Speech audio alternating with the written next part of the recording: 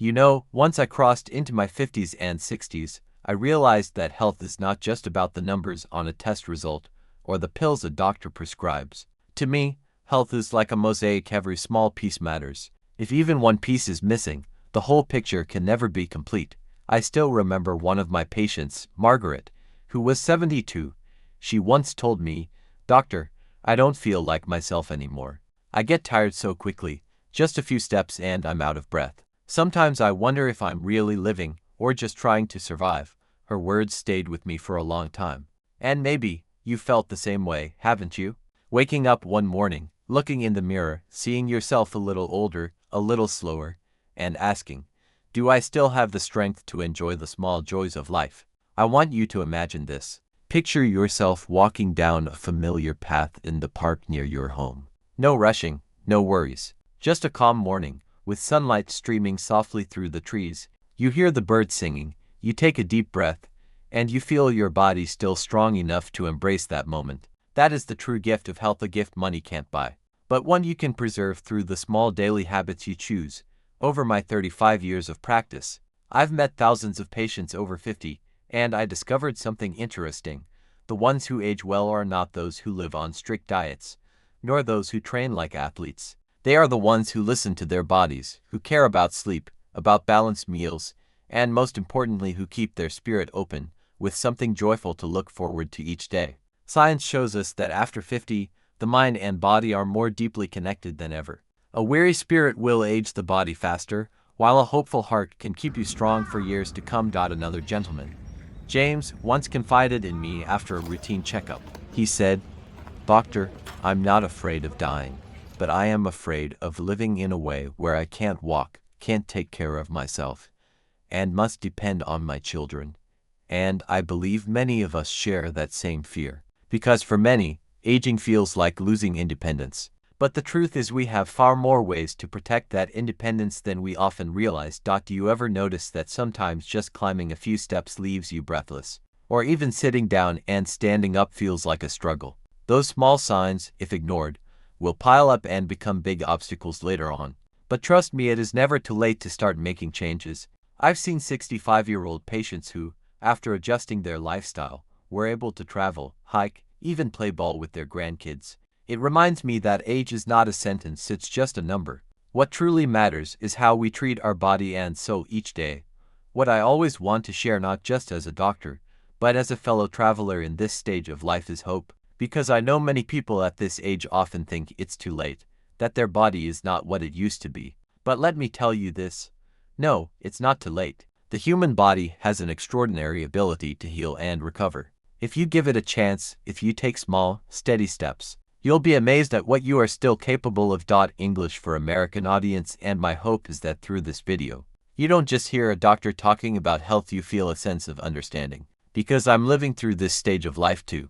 I face these changes every single day. We are on the same journey, and I want to walk it alongside you. So before we dive into the details, I'd like you to ask yourself, what am I looking forward to in the years ahead? Do I want these years to be just about surviving, or do I want them filled with vitality, joy, and independence? The answer lies within you, and I'm here to help you discover the path that fits you best. There's something I often tell my patients: good health in later years isn't magic, it's the result of small habits, repeated day after day. And it's surprising how often the simplest habits end up making the biggest difference. Take sleep, for example. I had a patient named Linda, 68 years old.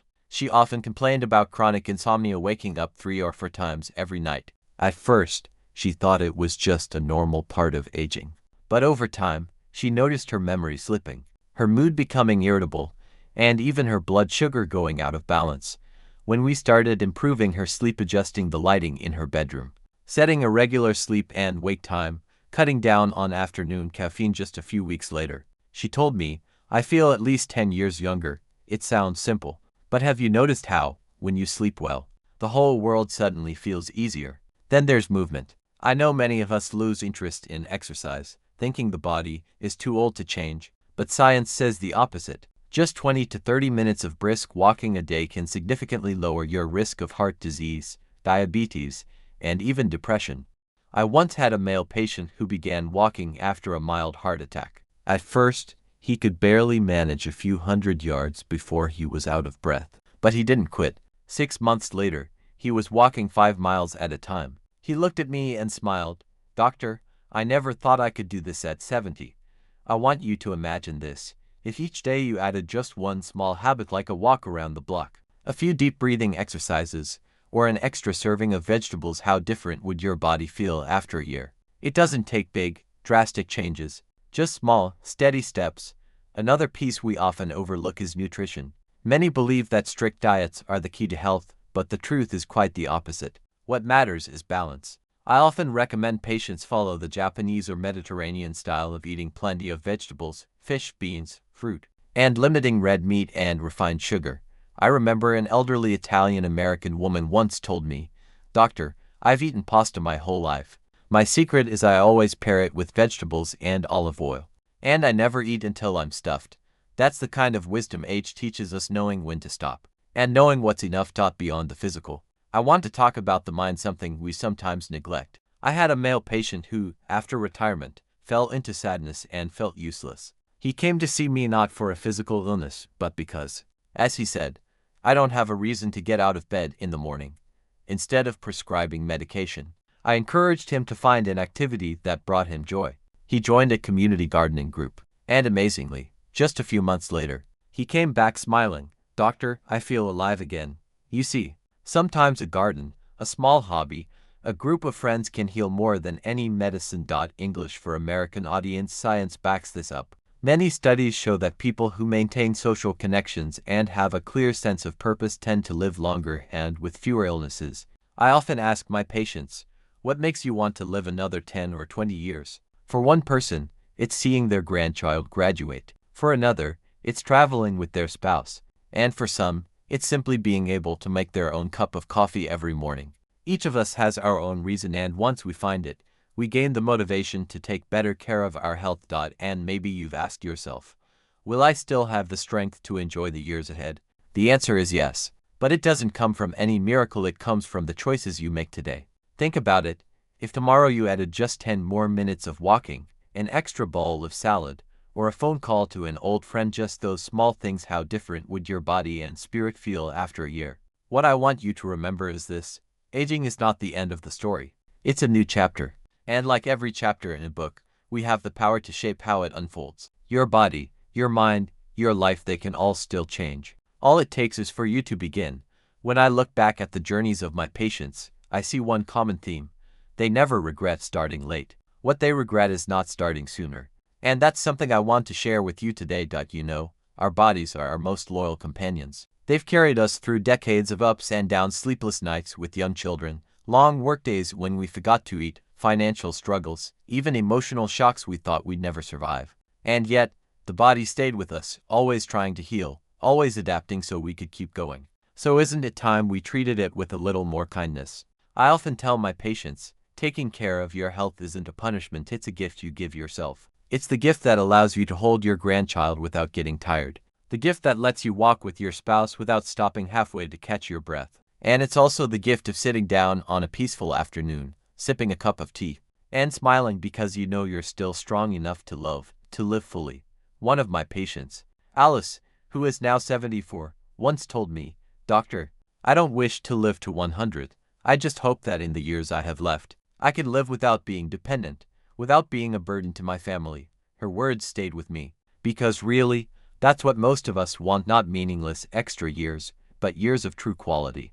And that is something you can absolutely create for yourself. English, you might be thinking, but it's too late for me to change. I want to tell you this.